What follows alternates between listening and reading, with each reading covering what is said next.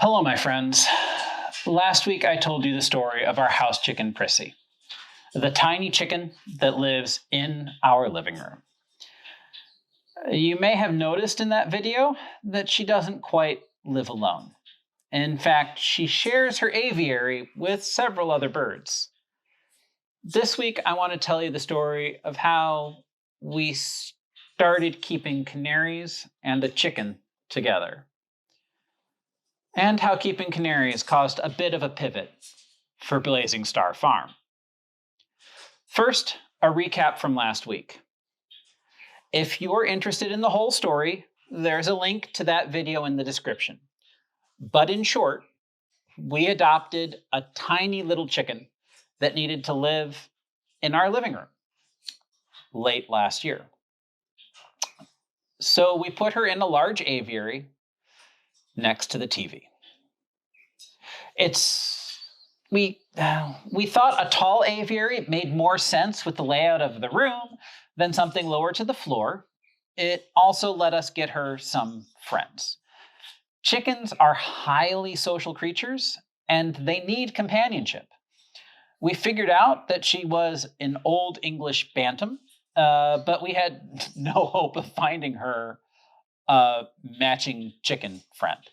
We know a few people who kept Serama and other bantam breeds, but this was the middle of winter, so chicks weren't plentiful. Plus, raising several bantams to build out a flock made no sense to us. But chickens don't necessarily need another chicken for companionship.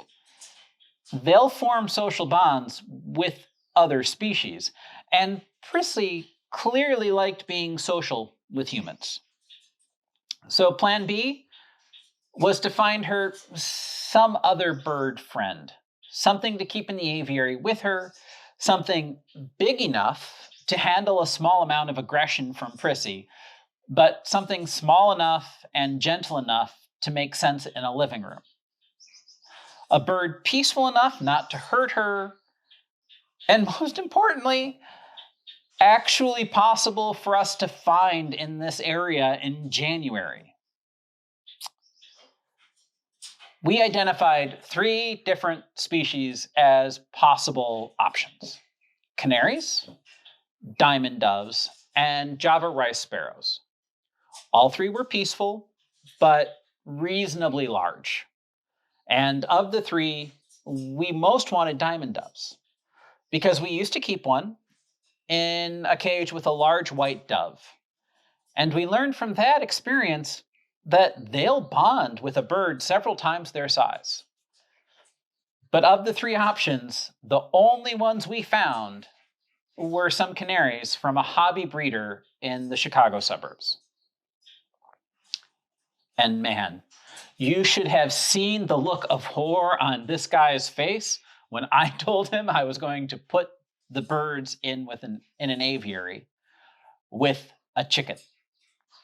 And then his look of complete disbelief when I tried to assure him that it was a very tiny chicken. But despite his concerns, he sold me a pair of Red Factor canaries, and I brought Elvis and Lisa Marie home. We fell in love with them pretty much immediately. We knew a male canary would sing, but we had no clue how much, or how one little bird can make the entire house feel like it's a lovely spring day, even in the depths of winter. Unfortunately, we could have done better with our setup. The previous owner kept both birds in the same cage, so we put them both into the aviary, not knowing that even a bonded pair probably shouldn't be kept together outside of the breeding season. But we gave them nesting material, egg food, and a nest when we saw them starting to court each other. And we set up everything to try and breed them in the aviary. Unfortunately, our female wound up egg-bound, and we lost her before we could get her to the emergency vet. But we were already hooked. We wanted to breed canaries. We loved having them around. We thought they were great.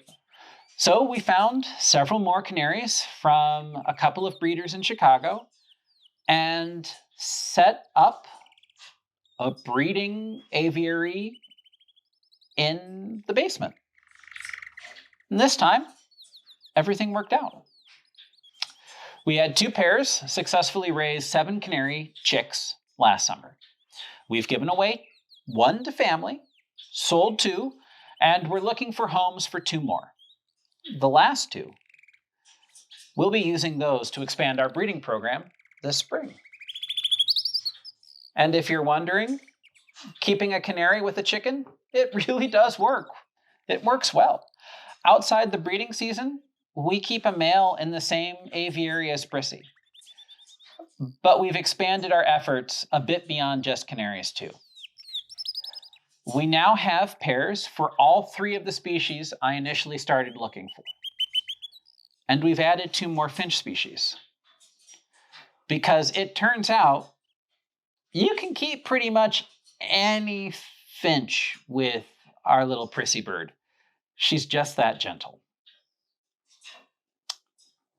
Oh, and a few weeks ago, while we were checking out a reptile show in Kalamazoo, we found a small vendor way in the back corner of the convention center with a lone, black, Old English Bantam chicken.